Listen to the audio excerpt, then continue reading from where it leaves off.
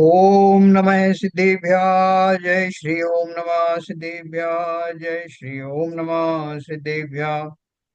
मंगलम भगवान वीरो मंगलम गौतमो गणे मंगलम कुंद कुंदाद्यो जयंदर्मोस्तु मंगलम सर्वमंगल मांगल्यम सर्वकल्याणकारकम प्रधानम सर्वधर्माणां जैनं जयतु शासनम जैनं जयतु शासनम जैनं जयतु शासनम मोक्षमार्गस्य नेतारं वेतारं कर्म भूव्रतां ज्ञातारं विश्वतत्त्वानां वंदे तद्गुणलब्धये।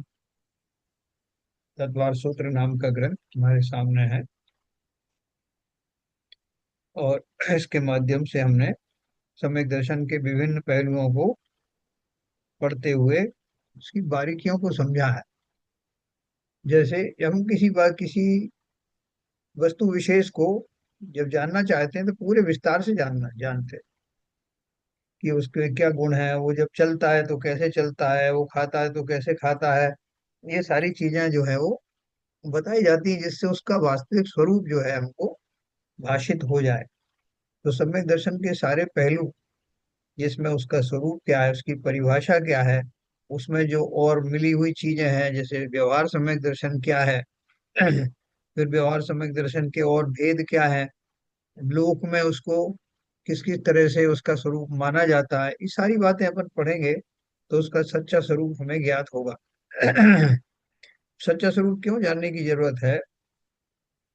जैसे पुराने जमाने में लोग किसी किले को फतेह करने के लिए जाते थे, तो उसका जो मुख्य द्वार है, वो मुख्य द्वार कैसे खुलता है, कैसे बंद होता है, खुलते समय कितने पहरेदार रहते हैं, और हाथी आदि के प्रहार से वो टूट सकता है कि नहीं टूट सकता, ऊंचाई पर क्या क्या है, किस मटेरियल से वो बना है, ये सब इतना विस्तार से जानने की इसलिए आवश्यकता है कि वही मुख्य प्रवेश द्वार है और वहां से अंदर किले में प्रवेश किया जाता है।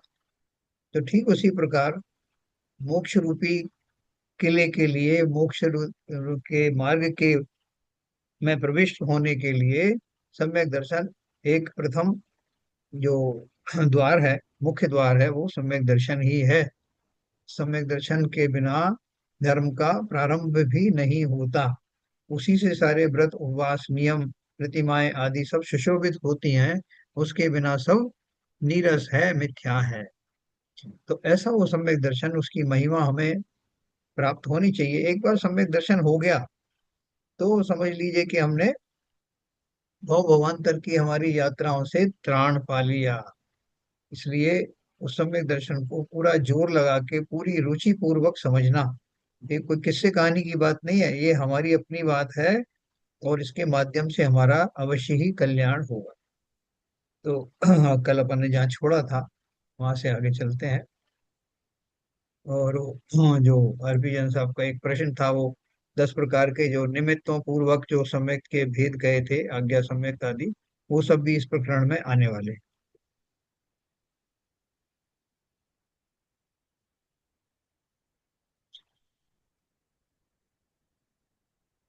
देखिए हमने ये पढ़ा था, हमने दो पहलू पढ़े, दो पहलू का मतलब दो नए दो एंगल पढ़े थे। क्या दो एंगल पढ़े थे?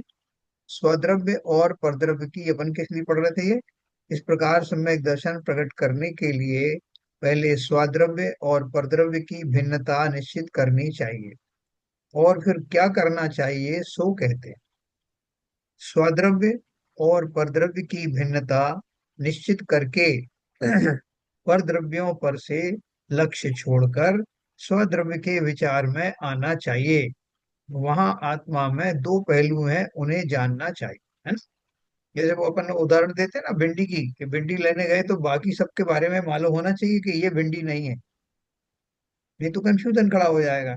तो दूसरी वस्तुओं को क्यों जानना? इसलिए जानना कि उनको रूल आउट कर सके, नास्ती से कि ये तो कम से कम भिंडी नहीं है, तो अब जो बची है उसमें से हम छाटेंगे। तो ठीक उसी प्रकार से परद्रव्य और स्वद्रव्य नाम के दो द्रव्य होते हैं। उनकी परिभाषा भी हमें बताई गई है कि परद्रव्य क्या है और स्वद्रव्य क्या है। तो परद्रव्य कितने हैं और स्वद्रव्य कितने हैं? आरपी जन साहब ने कल बताया था, एक बार फिर बताइए जरा। कितने स्वद्रव्य हैं और कितने परद्रव्य? अनम्यूट अनम्यूट करके, हाँ। नहीं, जैसे आपने कहा था ना जी। कि स्व भी तो मैं ही हूँ बस। बस। मेरे अलावा जितने हैं, स्व लगा हुआ है तो स्व मीन्स मैं। जी। तो मेरा शरीर भी भिन्न है, मेरा और भी रिश्तेदार भी भिन्न है, बाकी पेड़ पेड़ पौधे पहाड़ नदी नाले सब भिन्न है। बहुत बढ़िया। बहुत बढ़िया जी। और दूसरे जो जीव द्रव्य हैं, वो जीव द्रव्य भी मुझसे भिन्न है। और लेकिन पंच परमेश जी का क्या करें? वो भी भिन्न है। वो भी मुझसे भिन्न है, इसलिए परद्रव्य है। बिल्कुल। अत्यंत अत्यंत आदरणीय होने के बावजूद उनका प्रारंभ में हम आलम्बन भी लेते हैं, लेकिन जब स्व आराधना की बात होती है तब वे भी परद्रव्यों की श्रेणी में गिने जाते हैं, है ना? तब तक हम उनका आलम्बन लेते हैं। तो अभी हमको ये निश्चित हो गया कि स्वद्रव्य और परद्रव्य क्या है। तो उसकी और उन्होंने मीमांसा की है। स्वद्रव्य और परद्रव्य की भिन्नता निश्चित करके परद्रव्यों पर से लक्ष्य छोड़कर स्वद्रव्य के विचार में आना चाहिए। वहां आत्मा में दो पहलू हैं, दो पहलू है ना, दो एंगल हैं, उन्हें जानना चाहिए। एक पहलू आत्मा का प्रति समय त्रिकाल अखंड परिपूर्ण चैतन्य स्वभाव रूपता द्रव्य गुण पर्याय में, यानी वर्तमान पर्याय को गौण करने पर आत्मा का यह पहलू निश्चय नय का विषय है। निश्चय नय क्या है? निश्चय नय के हिसाब से जिस द्रव्य की मैं बात कर रहा हूँ, वो कल भी था, आज भी है, आगे भी रहेगा, और उसी रूप में रहेगा जैसा है, इंटैक्ट। मैं पर्यायों की बात नहीं कर रहा हूं, मैं उस द्रव्य की बात कर रहा हूं। जो ओरिजिनल द्रव्य है वो वैसा ही रहेगा। उसके जो शाश्वत गुण आदि हैं वो वैसे ही इंटैक्ट रहेंगे। और वो कैसा है, हर परिस्थिति में मैं कहीं भी चला जाऊं, उसका वो त्रैकालिक स्वरूप वैसा ही रहने वाला है। तो द्रव्य की इस स्थिति को मैं निश्चय नय का विषय कहता हूँ। इससे उस जो कुछ मैं उसके बारे में मान्यता रखता हूँ, स्वद्रव्य की संपूर्ण वैभव के साथ त्रिकाल में वैसा ही बना रहना, इस एक रूपता और अखंडता और नित्यता को धारण करने वाला जो द्रव्य है, उस द्रव्य की ये परिभाषा निश्चय नय का विषय है ना। इस पहलू को निश्चय नय करने वाले ज्ञान का पहलू अर्थात निश्चय नय कहते हैं। दूसरा पहलू वर्तमान पर्याय में दोष है, विकार है, अल्पज्ञता है, यह निश्चय करना चाहिए, है ना। हर एक द्रव्य की जो है पर्याय बदलती रहती है ना, तो वर्तमान में कैसी उसकी अवस्था है, उस अवस्था की जो बात करे, बदलती हुई अवस्थाओं की, प्रति क्षण बदलती हुई अवस्थाओं की जो बात करे, वो, क्योंकि वो सारी अवस्थाएं जो है वो अपने स्वभाव से भिन्न है, इसलिए उनसे स्वभाव से भिन्न वाली सारी पर्यायों को का वर्णन जो करे, उसको, उस पहलू को कौन सा पहलू कहते हैं? व्यवहार नय कहते हैं, है ना। निश्चय नय से तो वो अखंड जो पदार्थ है उसकी बात हो रही है, और व्यवहार नय से उसकी निरंतर बदलती हुई पर्याय, उनमें कुछ शुभ पर्याय भी हो सकती हैं, कुछ अशुभ पर्याय पर्याय भी हो सकती हैं। दोनों ही विकारी अवस्थाएं हैं जो स्वभाव से भिन्न है। इसलिए स्वभाव से भिन्न दशाओं का वर्णन जहाँ हो, उसको व्यवहार नय कहते हैं। तो यही उन्होंने दिया, यह पहलू व्यवहार नय का विषय है। इस प्रकार दो नयों के द्वारा आत्मा के दोनों पहलुओं का निश्चय करने के बाद पर्याय का आश्रय छोड़कर अपने त्रिकाल चैतन्य स्वरूप की ओर उन्मुख होना चाहिए। देखो ये कहने में कितना सिंपल ढंग से कह दिया। जो आप इसके विशेष शास्त्र पढ़ोगे, वो पंच परमागम वगैरह पढ़ोगे, नियम सार आदि पढ़ोगे, तो आपको ये जो पहलू है पर्यायों और द्रव्य का, इसके ग्रंथ के ग्रंथ लिखे गए हैं इनके ऊपर, बहुत विस्तार से। तो हमारा तो बहुत सौभाग्य है कि हमको उस विस्तार में जाने से पहले ही ये विषय समझ में आ गया कि निश्चय न्याय क्या है और व्यवहार न्याय क्या है। अभी जो जो विकारी जो पर्याय हैं, वो उस शाश्वत द्रव्य की ही अवस्थाएं हैं। तो उस द्रव्य की अवस्थाओं का जब जब वर्णन होगा, क्योंकि वो द्रव्य तो अखंड है, तो अखंड को जब भेद भेद करके मैं बात करूंगा, तो वो सब व्यवहार नय का विषय होगा। है, मैं किसी एक व्यक्ति के बारे में बात करूंगा, साहब ये फला फला व्यक्ति जो है वो बहुत अभूतपूर्व है, बहुत बढ़िया है, तो बढ़िया है। अब मैं उनके एक एक गुणों का जो है आपको वर्णन कर रहा हूँ, कि वो वीर भी है, वो उदार भी है, वो निर्भय भी है, ये फलाना है। तो ये सब मैं उसी व्यक्ति को सब मिला के ही तो उसकी पर्सनैलिटी है ना।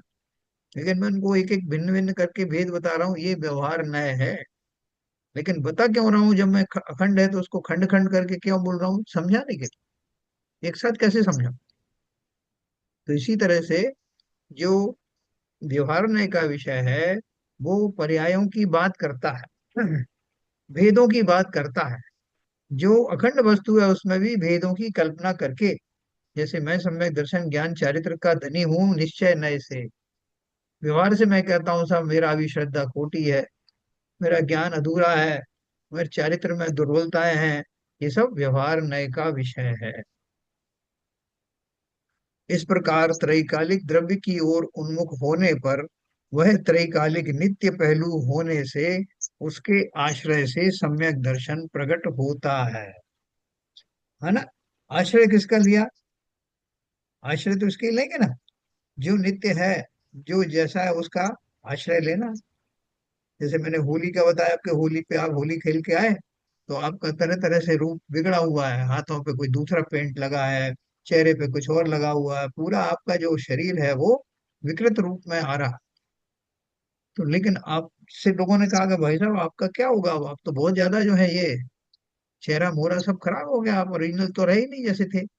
तो आपने पूरे विश्वास से कहा कि चिंता की मत करो, अभी मैं जाऊंगा, मुझे मालूम है किस विधि से इन रंगों को उतारा जाता है, और फिर मैं अपने स्वाभाविक रूप में आ जाऊं। तो जिस क्षण आप मैले हो, आपकी जो है पर्याय में दूषण है, तब भी आपको पता है कि मैं ओरिजिनल कैसा दिखता हूँ, ये आपको पता है। उसी को ध्यान में रख करके अब आप अपने रंग उतारोगे, और तब तक उतारोगे जब तक कि ओरिजिनल आपका रंग रूप ना आ जाए। तो इसका मतलब उस ओरिजिनल रंग रूप से आप परिचित है ना, उस पर आपको विश्वास है, नहीं तो और घिसते चले जाओगे, खूना खून हो जाओगे, जरूरत ही नहीं उसकी। ठीक उसी प्रकार से जो जीव इस मार्ग में उतरे हैं, उनको अपना सच्चा स्वरूप, त्रैकालिक स्वरूप मालूम है, और उसके उसमें कोई गफलत नहीं है। उसको ध्यान में रखते हुए, उसका आलम्बन लेते हुए, इन पर्यायों से, इन विकारों से मुक्ति को प्राप्त करना है। तो आलम्बन किसका लिया, अपने ओरिजिनल ओरिजिनल स्वरूप का। यहाँ भी वही बात कही उन्होंने, क्या कहा, इस प्रकार त्रैकालिक द्रव्य की ओर उन्मुख होने पर वह त्रैकालिक नित्य पहलू होने से उसके आश्रय से सम्यक दर्शन प्रकट होता है ना। जैसे मैंने अपना जो उदाहरण दिया, उसमें मुझे मालूम है कि मेरा स्वरूप कैसा है, उसका आश्रय लेकर के मैं बाकी कार्रवाई करूंगा अपना, और मेरा ओरिजिनल रूप प्रकट हो जाएगा। यही बात यहाँ पे कही। यद्यपि निश्चय नय और सम्यक दर्शन दोनों भिन्न भिन्न गुणों की पर्याय हैं, अपन ने कल पढ़ा था ये, तथापि उन दोनों का विषय एक है। अर्थात उन दोनों का विषय एक अखंड शुद्ध बुद्ध चैतन्य स्वरूप आत्मा है। उसे दूसरे शब्दों में त्रैकालिक ज्ञायक स्वरूप कहा जाता है। दोनों का विषय एक कैसे बताया, निश्चय नय और सम्यक दर्शन दोनों भिन्न भिन्न गुणों की पर्याय है। कैसे भिन्न भिन्न गुणों की पर्याय है, कल किसी ने बताया था। निश्चय नय कौन से गुण की पर्याय है, और सम्यक दर्शन कौन से गुण की पर्याय है, बताओ भाई। सम्यक दर्शन तो श्रद्धा गुण की पर्याय है, और निश्चय नय, बताओ भैया, नय किसके होते हैं, प्रमाण के अंश को नय कहते हैं। और अपन ने 5 प्रमाण ज्ञान पढ़े थे। इसका अर्थ क्या है, इस निश्चय नय सम्यक ज्ञान का विषय है। तो ज्ञान का विषय हो गया, और ये श्रद्धा गुण का। लेकिन दोनों का काम एक ही है, बोल रहे हैं दोनों का विषय एक है, सम्यक दर्शन, सम्यक ज्ञान, और सम्यक श्रद्धा। अर्थात उन दोनों का विषय क्या है, एक अखंड शुद्ध बुद्ध चैतन्य स्वरूप आत्मा है। उसे दूसरे शब्दों में त्रैकालिक ज्ञायक स्वरूप कहा जाता है। त्रैकालिक ज्ञायक है कि नहीं वो? क्योंकि सदा से वो ज्ञान रूपी गुण उसमें भरा हुआ है। पर्यायों में कभी कभी, पर्यायों में उसका वह कम ज्यादा हो सकता है, लेकिन स्वभाव से तो वो ज्ञान गुण का धनी हमेशा बना रहे। सम्यक दर्शन किसी परद्रव्य, देव गुरु शास्त्र अथवा निमित्त, पर्याय गुण भेद या भंग इत्यादि को स्वीकार नहीं करता, क्योंकि उसका विषय उपरोक्त कथनानुसार त्रिकाल ज्ञायक स्वरूप आत्मा है। सम्यक दर्शन की जब बात करते हैं, वैसा आपको सम्यक दर्शन हो गया क्या? बोले कौन सा वाला? ये कौन सा वाला मतलब ये कि देव शास्त्र गुरु वाला, या रिश्तेदारों वाला, या धन संबंधी, या शास्त्र संबंधी, आप बताओ ना, किसके संग कौन से वाले सम्यक दर्शन की बात कर? तो ये प्रश्न सही है क्या, हरभजन साहब?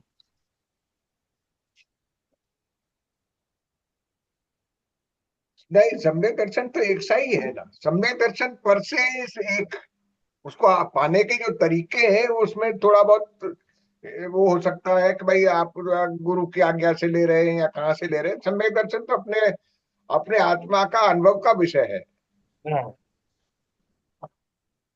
और उसकी क्वालिटी एक है। हाँ, बराबर। एक सेकंड,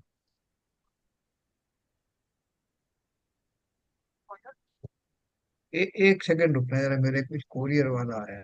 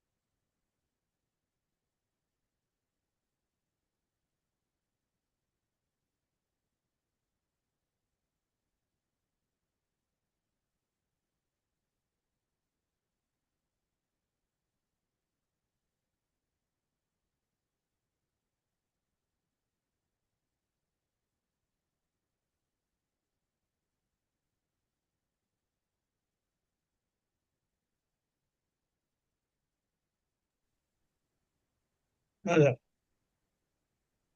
तो आपने सही जवाब दिया उसका, कि सम्यक दर्शन का किसी और से कनेक्शन है ही नहीं। सम्यक दर्शन तो निज के स्वरूप को जान करके उस स्वरूप में वैसा ही श्रद्धान करना, ये सम्यक दर्शन है। तो जो मेरा सम्यक दर्शन है, उससे आपका काम चल सकता है? थोड़ी देर के लिए मैं अपना सम्यक दर्शन आपको दे दूं, आप किसी और को दे दो, ट्रांसफरेबल है? नहीं सर, क्यों? क्योंकि यही तो मेरा विषय मीन्स मेरे आत्मा, जो आत्मा है उसी का तो विषय है, तो मेरे एक आत्मा सबसे भिन्न है। तो आप ये नहीं कह सकते कि मेरे पास एक ही आत्मा है, वही तुमको कैसे दे सकता हूँ? ये मेरे, नहीं, आपने सही कहा, ये मेरे स्वरूप की श्रद्धा है कि मैं कैसा हूँ। तो आप अपने स्वरूप की श्रद्धा रखो, सब अपने अपने स्वरूप की श्रद्धा रखें। तो अपने अपने स्वरूप की श्रद्धा रखना अर्थात उन उन जीवों का वो श्रद्धा गुण की पर्याय है, उनका सम्यक दर्शन। स्वरूप सम्यक दर्शन का एक ही है, लेकिन उसमें पात्र कौन है? मुख्य पात्र मैं ही हूँ, वो इंडिविजुअल जीव ही है। तो उसमें कोई पर्याय, कोई किसी तरह की चीजें नहीं पड़ती। अब जो आपका जो प्रश्न था ना, वो इसमें उत्तर हो गया। क्या बोला? सम्यक दर्शन किसी परद्रव्य, देव गुरु शास्त्र अथवा निमित्त, जिन निमित्त की बात करो ना, आज्ञा सम्यक्त, है ना, वेदना सम्यक्त, रिद्धि सम्यक्त, वो सब की कोई बात नहीं है। पर्याय गुण भेद या भंग इत्यादि को स्वीकार नहीं करता, क्योंकि उसका विषय उपरोक्त कथनानुसार त्रिकाल ज्ञायक स्वरूप आत्मा है। तो इस तरह से ये इसकी और अपन बात करेंगे, लेकिन बहुत अच्छा मोटे मोटे रूप में अपने को जो समझ में आता है वो समझा दिया। अब वो बात कर रहे हैं कि आपने इसको समझ लिया कि सम्यक दर्शन क्या है, कौन से गुण का की पर्याय है, और वर्तमान में वो मेरी श्रद्धा मलिन है, मिथ्या है, ये भी मैं जानता हूँ। तो अब वो उसका अनुभव, मतलब पहले तो वो सम्यक कैसे होगा, मेरा मिथ्या श्रद्धान सम्यक श्रद्धान कैसे होगा, और निर्विकल्प अनुभव किसे कहते हैं। निर्विकल्प तो अपन ने बहुत पढ़ी कि साहब मैं बहुत विकल्पों में भरा रहता हूँ, संकल्प विकल्पों में ग्रसित रहता हूँ। तो एक निर्विकल्प अवस्था होती है, वो कौन सी होती है, साधुओं को होती है, मुझे भी हो सकती है। उसका अनुभव कैसे होता है अपन इसको पढ़ेंगे, तो ये उससे कनेक्ट हो जाएगा सम्यक दर्शन की प्राप्ति से। निर्विकल्प अनुभव का प्रारंभ चौथे गुण स्थान से ही होता है, किंतु इस गुण स्थान से मैं वह बहुत काल के अंतर से होता है, और ऊपर के गुण स्थानों में जल्दी जल्दी होता है। देखिए इन्होंने इनडायरेक्टली एक बात क्या कह दी आपसे, कि वो सम्यक दर्शन जब होता है तो निर्विकल्प अनुभव पूर्वक होता है। जो मेरी श्रद्धान है वो अब तक क्यों नहीं वो मिथ्या से सम्यक हुई, उसका कारण था कि मेरा जो अनुभव था वो विकल्प वाला था। मैं ऐसा हूँ कि वैसा हूँ, कि मैं शरीर हूँ कि शरीर वाला हूँ, कि फलां रिश्तेदार मेरा है, कि देव ठाकुर गुरु मेरे हैं, कि इतने सारे विकल्पों के बीच में जैसा मैं हूँ वैसा अनुभव आज तक हुआ नहीं। और उस अनुभव के होते ही उसमें अपन शास्त्रीय भाषा में बहुत सारी बोल देते हैं कि पंचलब्धि पूर्वक होता है साहब, जब विश्वास पूर्वक होता है, जब मैं सारी सदाचारी बन जाता हूँ, देवशास्त्र गुरु का प्रारंभ में आलम्बन लेता हूँ, अपने स्वरूप को जानता हूँ, ये सब सब बैकग्राउंड है कि वो कैसे होता है। लेकिन मुख्य बात यह है कि जब भी सम्यक दर्शन होगा वो निर्विकल्प अनुभव पूर्वक होगा, और होने के बाद भी वो निर्विकल्प अनुभव बार बार होता रहेगा, है ना। ये अपन ने पढ़ा था पंचलब्धि वगैरह हम सब में पढ़ा था। तो अभी अपन इसी का डिटेल पढ़ेंगे, आपको अच्छा लगेगा कि ये प्रक्रिया कैसे होती।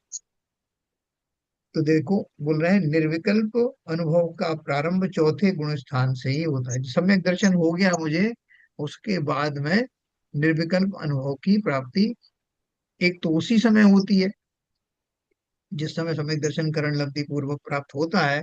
तो तुरंत प्रभाव से आपका जो शुद्धोपयोग वाला जो दशा प्रकट होती है वही निर्विकल्प दशा है। वो चौथा उसके आते ही, उसका अनुभव होते ही उस लेवल की श्रद्धा को, उस लेवल की अवस्था को ही सम्यक दर्शन कहते हैं। उस लेवल की अवस्था को ही निर्विकल्प अनुभव कहते हैं। वो निर्विकल्प अनुभव कहाँ से आया, मैंने ही किया। कैसे किया, जिस समय मैं करण लब्धि के परिणामों से सुसज्जित हो रहा था, उस समय मेरे भावों का जो, मैं जो शुद्धता उन क्षणों में प्रकट हुई, वो निर्विकल्प अनुभव का प्रारंभ था। वो फ्लैश पॉइंट था। उस पॉइंट पर आते ही मेरा जो अनुभव था, विचित्र प्रकार का अनुभव जो मुझे आज तक नहीं हुआ, वैसा प्रतीति में आता है। आत्मा मैं ही हूं ऐसा एकदम से विश्वास जागृत होता है, और वो एक क्षण भर के लिए रहता है। अंतर्मुहूर्त कितना भी छोटा बड़ा जो है उतने तक रहता है, और उसके बाद भी सम्यक दर्शन अगर नहीं छूटा है तो वो उसका स्वाद बना रहता है, उस निर्विकल्प अनुभव का स्वाद बना रहता है, और बीच बीच में फिर उसका अनुभव होता रहता है। आज भले ही बहुत फ्रीक्वेंसी से नहीं होता है लेकिन होता है, इसी बात को नीचे कह रहे हैं। निर्विकल्प अनुभव का प्रारंभ चौथे गुण स्थान से ही होता है, किंतु इस गुण स्थान में वह बहुत काल के अंतर से होता है ना। जैसे आपने कहीं गए और आपको रसमलाई खाने को मिली, बहुत बढ़िया किस्म की मिली जो आपने पहले कभी नहीं खाई थी, और उसके बाद में आपके जुबान पर उसका स्वाद चढ़ गया। आप 6 महीने तक लोगों से कहते रहे साहब रसमलाई तो वहां खाई थी, उसका स्वाद आज भी याद, अब पता नहीं कब मिलेगी। तो मालूम पड़ा कि आपको 6 महीने बाद फिर मौका मिला, तो वो आपका जो अनुभव था वो ताजा हो गया। फिर अगला जो है 1 साल बाद आए, लेकिन बीच बीच में वो अनुभव ताजा होता रहा, वो अनुभव आपको, और वो स्मरण में आपके वो बना रहा। ठीक उसी प्रकार से चौथा गुण स्थान सबसे नीचे वाला गुण स्थान है, जब उस प्रतीति का स्वाद आपको बना रहता है, अनुभव का ख्याल बना रहता है जब तक सम्यक दर्शन है।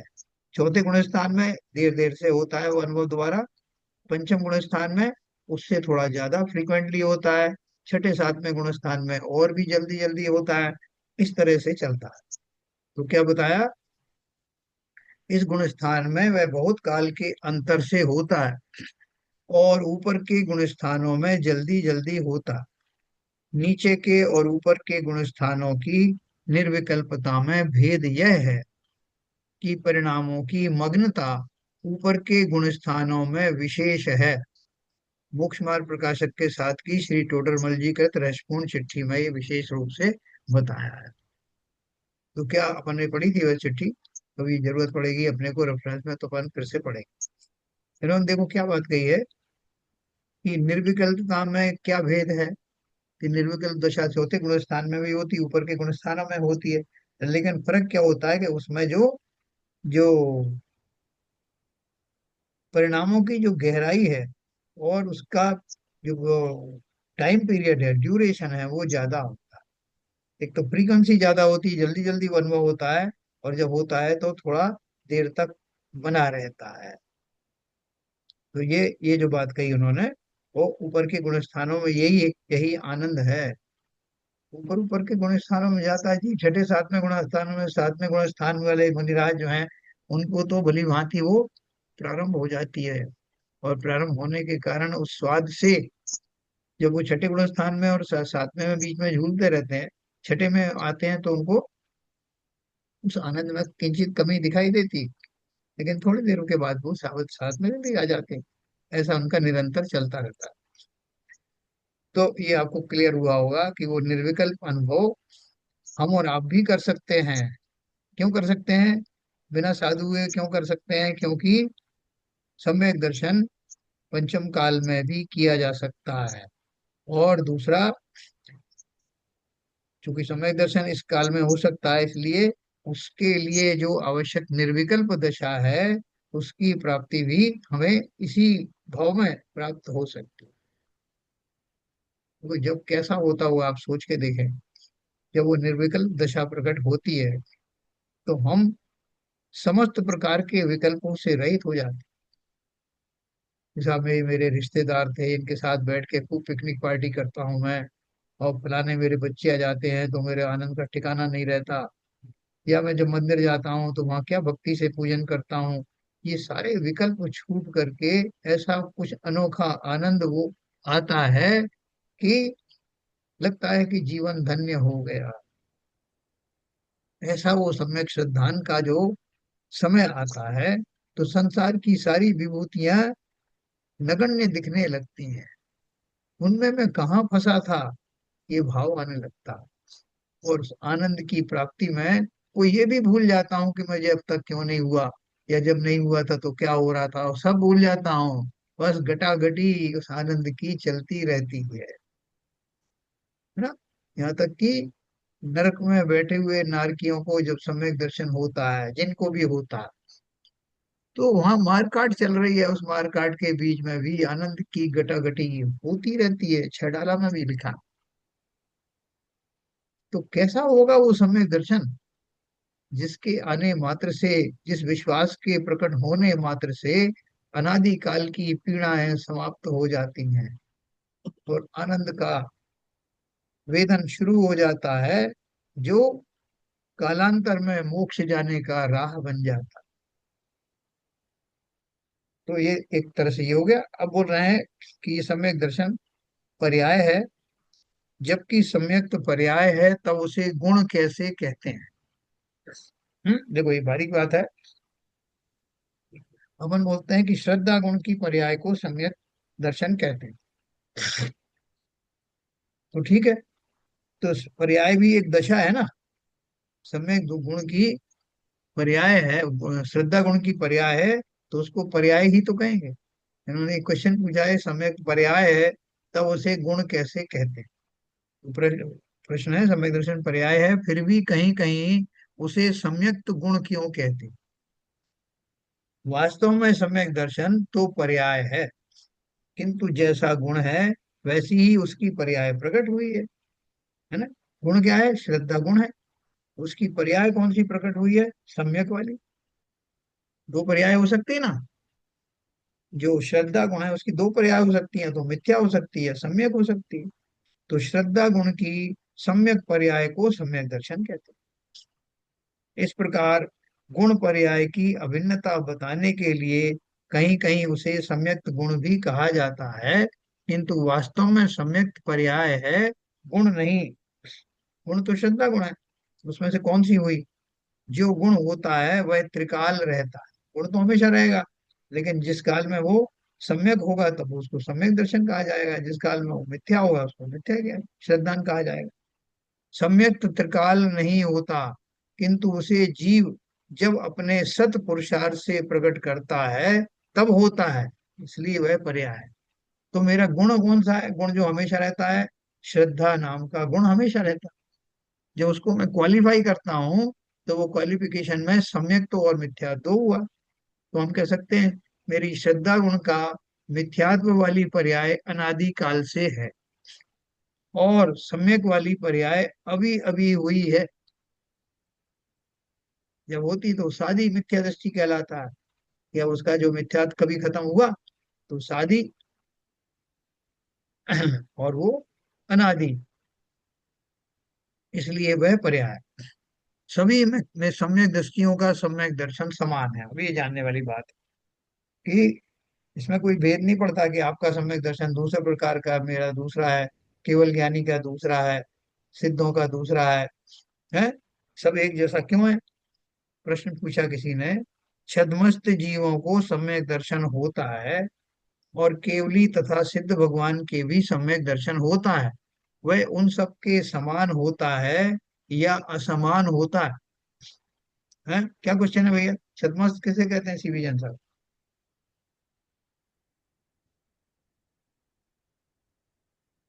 छद्मस्त जीवों को सम्यक दर्शन होता है, और केवली तथा सिद्ध भगवान के भी सम्यक दर्शन होता है। मस्त कोई तो विख्यात से सम्यक दर्शन में आएगा। हाँ, ना, छद्मस्त का मिथ्या अर्थ जब क्या है जब वैसे? जब जब जब मिथ्यात्व उसका दूर होगा, श्रद्धान बढ़ेगा, श्रद्धान आएगा, तो छदमस्त के ही तो होगा। देखो अब यहाँ छद्मस्त शब्द जो उन्होंने उपयोग किया है वो थोड़ा सा अ, अधूरा यूज किया है। वैसे तो छद्मस्त क्या होता है? पहले गुण स्थान से लेकर के 12वें गुण स्थान के सारे सारे जीव छद्मस्त कहलाते या क्षपक कहलाते। सम यानी केवल ज्ञान से पहले वाले ज्ञान के धारी सब जीव छद्मस्त हैं। जब केवल ज्ञान हो गया तो ज्ञानी पूर्ण ज्ञानी हो गए। तो यहाँ उन्होंने छद्मस्त जीवों को सम्यक दर्शन होता है जो दिया है प्रश्न, वो उसने जो प्रश्नकार ने इस अपेक्षा से दिया है कि वो मिथ्या दृष्टियों की बात कर रहा है ना। भले ही छद्मस्त तो अपना जो ऊपर के गुण स्थानों तक भी कहा है, 12वें गुण स्थान तक, लेकिन वो प्रश्नकर्ता का अर्थ वो है कि छद्मस्त जीवों को यानी मिथ्यादर्शी जीवों को सम्यक दर्शन होता है, और केवली तथा सिद्ध भगवान के भी सम्यक दर्शन होता है। वह उन सब के समान होता है या असमान होता है? तो आप क्या बताओगे? जे उत्तर में जैसे छद्मस्त यानी अपूर्ण ज्ञानी, देखो ब्रैकेट में लिखा है, जैसे छद्मस्त या अपूर्ण ज्ञानी जीव के श्रुत ज्ञान के अनुसार प्रतीति होती है, उसी प्रकार केवली भगवान और सिद्ध भगवान के केवल ज्ञान के अनुसार प्रतीति होती है? क्या बताया? जिसके पास जो है वो उससे जानता है। जो छद्मस्त है उसके पास में अभी श्रुत ज्ञान है, उससे ही पता लगा लेता है कि मुझे सम्यक दर्शन हुआ है। अनुभव में जो आता है उसने ही से ज्ञान से आता है ना। जैसे आपने कोई बढ़िया जो है मिष्ठान और सब बहुत सारी चीजें बनाई, तो आपका एक टेस्ट है, आपको बहुत अच्छी लगी, लेकिन वो चीज आपने ऐसी जगह के, जैसे जो मिठाइयाँ हमारे नॉर्थ इंडिया में बहुत प्रसिद्ध हैं, जिनका आपका टेस्ट डेवलप है, वो कोई साउथ इंडियन खाएगा तो उसको वैसा आनंद नहीं आएगा। तो वो क्या बोल रहे हैं, उसका अपना वो जो टेस्ट है या उसका जो ज्ञान है उसके अनुसार वो बहुत अच्छा नहीं। तो यहाँ क्या कहा, छद्मस्त यानी अपूर्ण ज्ञानी जीव के श्रुत ज्ञान के अनुसार, क्योंकि इन सबके पास में श्रुत ज्ञान है, अधिश्रुत ज्ञान है, केवल ज्ञान नहीं है। तो उस श्रुत ज्ञान के अनुसार जैसा टेस्ट आएगा, उसी के अनुसार उसको उसकी प्रतीति होगी, वैसा अनुभव होगा कि मजा आ गया। लेकिन उससे ज्यादा मजा केवल ज्ञानी को आता है, क्योंकि उनके पास केवल ज्ञान है। तो जीव के श्रुत ज्ञान के अनुसार, छद्मस्त जीव के श्रुत ज्ञान के अनुसार प्रतीति होती है, उसी प्रकार केवली भगवान और सिद्ध भगवान के केवल ज्ञान के अनुसार प्रतीति होती है, उनके पास वो ज्ञान है। जैसे तत्व श्रद्धान छद्मस्त को होता है, वैसा ही केवली सिद्ध भगवान के भी होता है। इसलिए ज्ञान आदि की हीनाधिकता होने पर भी तिर्यंच आदि के तथा केवली और सिद्ध भगवान के सम्यक दर्शन तो समान ही होता है, क्योंकि जैसी आत्मस्वरूप की श्रद्धा छद्मस्त सम्यक दृष्टि को है, वैसी ही केवली भगवान को। क्योंकि श्रद्धा गुण जो है सभी जीवों के पास एक जैसा है, तो वो जितना जितना उस गुण का, ज्ञान आदि गुण का जितना उघाड़ होगा, उसके अनुसार उनको श्रद्धा गुण की प्रतीति ऐसी होगी। हुआ तो एक जैसा ही है ना। तो केवली और सिद्ध भगवान के सम्यक दर्शन तो होता समान है, क्योंकि जैसी आत्मस्वरूप की श्रद्धा छद्मस्त सम्यक दृष्टि को है, वैसी ही केवली भगवान की। ऐसा नहीं होता कि चौथे गुण स्थान में शुद्ध आत्मा की श्रद्धा एक प्रकार की हो और केवली होने पर अन्य प्रकार की हो। यदि ऐसा होने लगे, तो चौथे गुण स्थान में जो श्रद्धा होती है वो यथार्थ नहीं कहलाएगी, किंतु मिथ्या सिद्ध होगी। है? आप ये तो कह सकते हो पहले गुण स्थान से लेके और चौथे गुण स्थान से पहले तक के सभी जीव एक जैसे होते हैं। एक जैसे होते हैं मतलब सबकी श्रद्धा मिथ्या होती है, और चौथे गुण स्थान से ऊपर के सभी जीव एक जैसे होते हैं, अर्थात उनकी श्रद्धा सम्यक हो। ठीक है, इसमें किसी कोई कंफ्यूजन नहीं होगा। अब जो इन्होंने कहा हरपिजन साहब, सम्यक दर्शन के भेद क्यों कहे गए? जब एक जैसी है तो उसमें भेद क्यों डाल दिए भैया? तो बोल रहे हैं, प्रश्न किया, यदि सभी सम्यक दृष्टियों का सम्यक दर्शन एक समान है, तो फिर आत्मानुशासन की 11वीं गाथा में सम्यक दर्शन के 10 प्रकार के भेद क्यों कहे गए हैं? ना, उत्तर है, सम्यक दर्शन के यह भेद निमित्त आदि की अपेक्षा से कहे गए।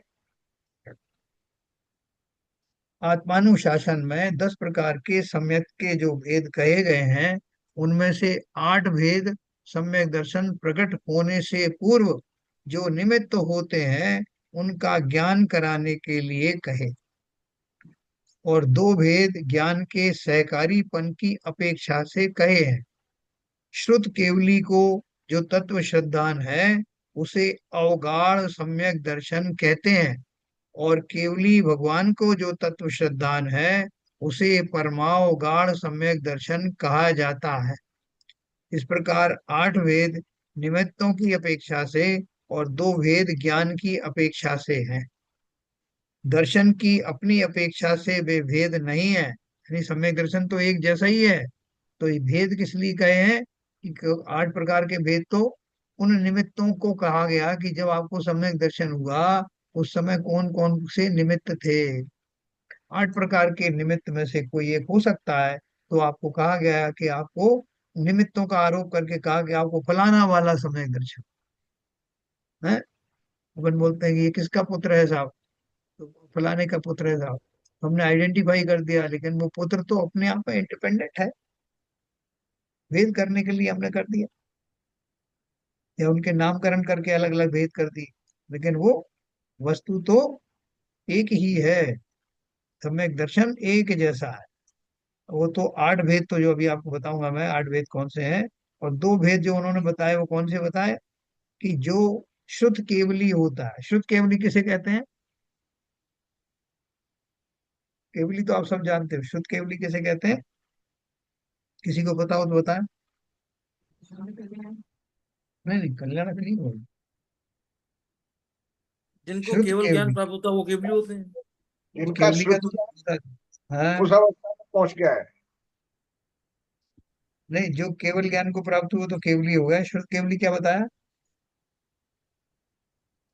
जो मेरे हिसाब से तो वही है श्रुत केवली, जिनका ज्ञान जो है पूरा पक्का हो गया है। केवल ज्ञान नहीं हुआ है, हाँ। लेकिन बाकी जो शास्त्रों का ज्ञान है, उस तरह का ज्ञान है, वो पक्का हो जिन गया। सर जिनको जिनकी वाणी गिरती है वो श्रुत केवली है। नहीं। सर दूसरे पर नंबर के आते हैं उसमें केवल एक तो दूसरे आपने बताया जितने था कि गणधर होते हैं वो श्रुत केवली होते हैं, नहीं होते हैं? हाँ, वही शुद्ध केवली होते हैं, हाँ सर क्योंकि होते हैं, गणधर होते हैं। वाणी को समझकर आ, उसका अर्थ कर पाते हैं। देखो, वो तो होते ही हैं, गणधर तो होते ही श्रुत केवली, उनके अतिरिक्त भी श्रुत केवली होते हैं। आपने पढ़ा होगा कि महावीर स्वामी के निर्वाण के बाद इतने इतने श्रुत केवली हुए, उनके सब नाम भी आपने पढ़े होंगे। तो वो श्रुत केवली का अर्थ क्या है? द्वादशांग के पाठी, जिनको पूरे 12 अंग और 14 पूर्व का ज्ञान होता है। 12वें अंग का में जो 14 पूर्व है उनका भी ज्ञान होता है। अगर द्वादशांग कह दिया तो सब कुछ आ गया उसमें। तो द्वादशांग के पाठी वो श्रुत केवली होते हैं। उन्हें अनुभव प्रत्यक्ष भले ही नहीं हुआ, लेकिन उस शास्त्र के परिपूर्ण ज्ञान के आधार पर वो केवली जैसे ही माने जाते हैं। तो श्रुत का अर्थ क्या है? कि वो मैं जिनवाणी के ज्ञाता। हाँ बोले। इसमें द्रव्यलिंगी मुनि है, हम्म। जिनको पूरा श्वासा ज्ञानी वाणी का ज्ञान है, तो 12 अंगों का 14 पूरा का, वो भी शुद्ध केवली कहे जाएंगे क्या? नहीं, 14 पूर्व के नहीं होता उनको ज्ञान। अच्छा, उनको 9 पूर्व तक का ही हो सकता है। अच्छा, अच्छा, अच्छा। ठीक है सर। तो तो सर ये कौन से गुण स्थान में होते हैं श्रुत केवली? श्रुत केवली तो ये अपने 7वें गुण स्थान वाले। नहीं सर। हम्म। नहीं जवाब।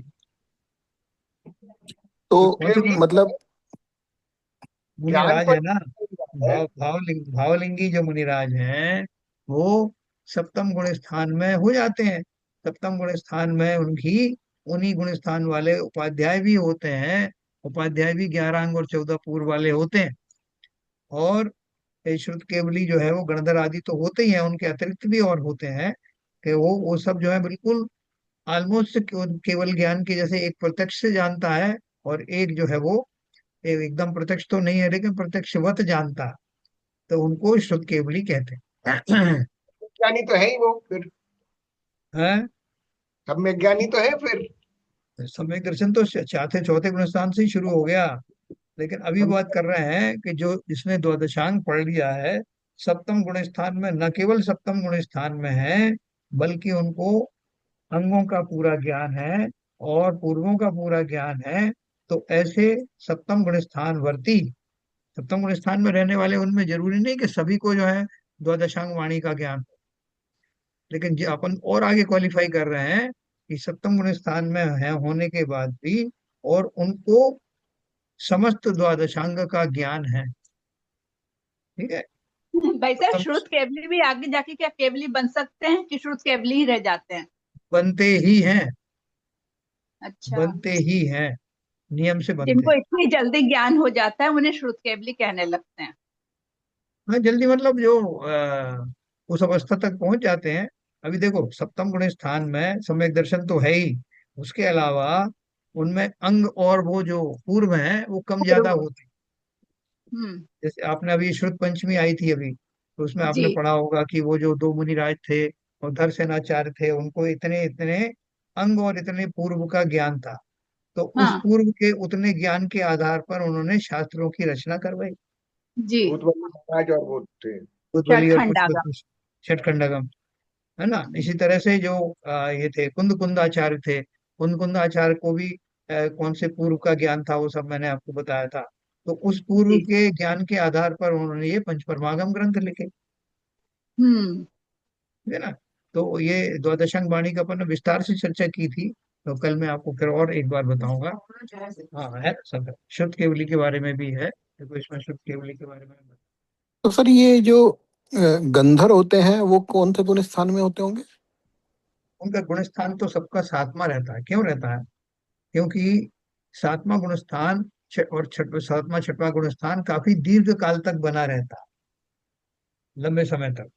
और जब वो श्रेणी मारते हैं तब वो उनका जो है लास्ट वो होता है, श्रेणी मारने का जो समय होता है एक अंतर मुहूर्त में पूरी श्रेणी हो जाती है। तो वो जब सातवें गुण स्थान के अंतिम भाग में जब उनका पुरुषार्थ चलता है, जब श्रेणी मारने का समय आता है तब वो श्रेणी मारते हैं। तब तक नहीं। अभी जैसे ऋषभनाथ थे, 83 लाख पूर्व तो उनके निकल गए, 84 1 लाख पूर्व बचा था। तब उनको उन्होंने दीक्षा आदि धारण की, सम्यक दर्शन तो पहले था ही उनके पास में। अब दीक्षा धारण करने के बाद जो तपस्याएं की, तो वो तपस्या करने से क्या किया तपस्या में, उनकी वो श्रेणियां ही चलती रही। श्रेणी आरोहण होने में वो जो अंतिम जो परिणाम होता है, स्थिरता जिससे आती है, केवल ज्ञान रूपी जो है, वो उसको आने में इतना समय लग गया। वो जो छद्मस्त अवस्था है, उस समय की जो साधना वाली अवस्था है, उससे उसका गुणस्थान तो तभी सातवां ही है। लेकिन जब वो उस श्रेणी को चढ़ते हुए जाते हैं तो वो उनका गुणस्थान बदलता जाता है और अंत में जाकर के 12वें गुणस्थान से कन्वर्ट होकर के 13वें गुणस्थान में आ जाते हैं। तो वो उनका प्रयास जो है वो चलता रहता है। लेकिन सातवां गुणस्थान ऐसा है कि वो वर्षों तक वैसा बना रह सकता है। अच्छा, तो 13वां गुण स्थान भी बना रहता है? 13वां तो बना ही रहेगा। अपन बीच की स्थिति की बात कर रहे हैं। सातवें गुण स्थान से लेके 12वें गुण स्थान तक जो साधक अवस्था चलती है, उसमें जीव जो श्रेणी मानता है, तो वो उस लेवल से ऊपर जाता रहता है ना। देखो मैं इसमें आपको इसकी परिभाषा बताता हूँ। ये पंच क्या नाम है इसका, जैन धर्म जानिए। आप सबके पास ही ये पुस्तक जरूर रखना, इसमें बिल्कुल रेडी, इजी है ये। Page number 74।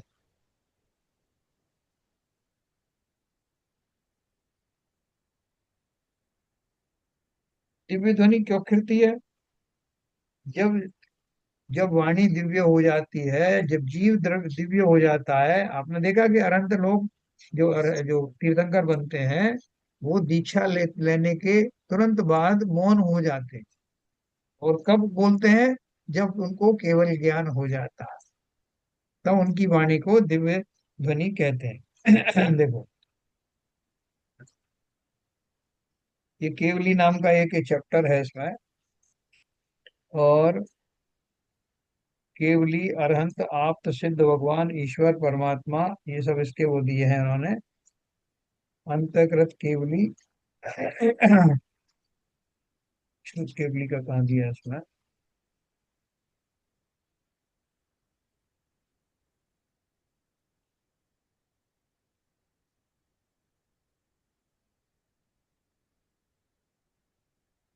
चलो मैं इसको कल आपको बहुत विस्तार से बताऊंगा कि ये शुद्ध केवली क्या होते हैं।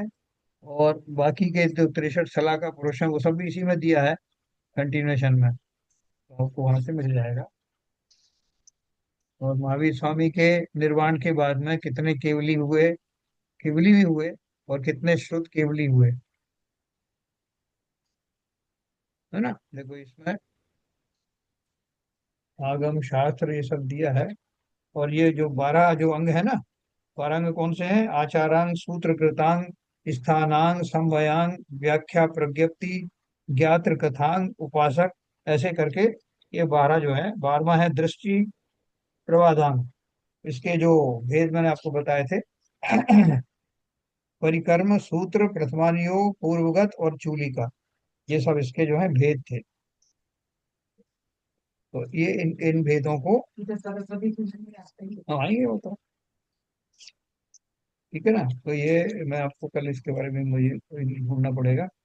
कल मैं आपको ढूंढ के बताऊंगा कि जो एग्जैक्ट उसकी जो परिभाषा है शुद्ध केवली की, और कितने शुद्ध केवली हुए ये भी बताऊंगा आपको।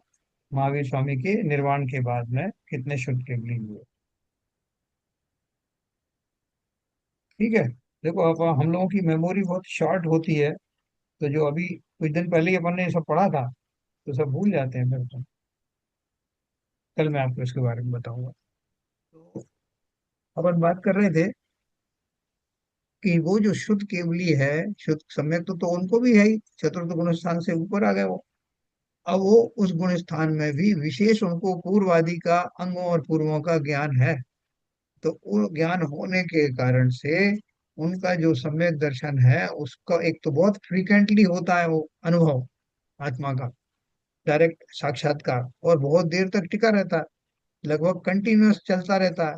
तो उसमें उनका जो श्रद्धान सम्यक होने के कारण से जो आनंद आता है, उनका आनंद लगभग कंटिन्यूअस जैसा होता है।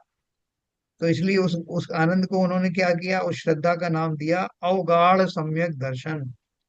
शुद्ध केवली के जो तत्व श्रद्धान है उसे अवगाढ़ सम्यक दर्शन कहते हैं। और उस सम्यक दर्शन में कुछ फर्क नहीं पड़ा, लेकिन वो दीर्घ काल तक बना रहता है, आनंद की फ्रीक्वेंसी बनी रहती है, इस अपेक्षा से उसको अवगाढ़ कहा। तो जब उनको अवगाढ़ कहा तो फिर केवली को क्या कहेंगे, या अनंत सिद्ध को क्या कहेंगे? तो उन्होंने उसका नाम दिया परमावगाढ़ सम्यक दर्शन। है, वहां तो सीधा ही सीधा है, वहां तो कोई गैप ही नहीं। तो ये जो भेद, जो एडजेक्टिव बनाए बताए उन्होंने, एडजेक्टिव खाली उनके ज्ञान की अपेक्षा से बताए। ये जो श्रुत केवली है उनके पास में, वो श्रुत ज्ञान की पराकाष्ठा है, द्वादशांग का ज्ञान है, और केवली को तो प्रत्यक्ष ज्ञान है। इसलिए उन दोनों के सम्यक दर्शन को विशेष अलंकार से युक्त कर दिया। उसकी क्वालिटी वही है, टाइप वही है, परिभाषा वही, स्वरूप वही। इस प्रकार आठ भेद निमित्तों की अपेक्षा से है। आठ भेद में मैं आपको फिर से एक बार बताऊंगा। दो भेद ज्ञान की अपेक्षा से ये बता दिए, शुद्ध केवली और केवली के। दर्शन की अपनी अपेक्षा से वे भेद नहीं है, यानी जो समय दर्शन का जो प्रकार है, जो स्वरूप है, वो स्वरूप तो सबका वही है। उन दसों प्रकार में सम्यक दर्शन का स्वरूप एक ही प्रकार का होता है, ऐसा समझना चाहिए। प्रश्न किया, यदि चौथे गुण स्थान से सिद्ध भगवान तक सभी सम्यक दृष्टियों के सम्यक दर्शन एक सा है, तो फिर केवली भगवान के परमावगाढ़ सम्यक दर्शन क्यों कहा है? क्वेश्चन पूछा ना, क्वेश्चन तो पूछ ही जा सकता है कि जब आप एक ही प्रकार का बोल रहे हो तो ये एडजेक्टिव क्यों लगा रहे हो? तो देखो, जो मैंने आपको बताया बस हमने बोला है।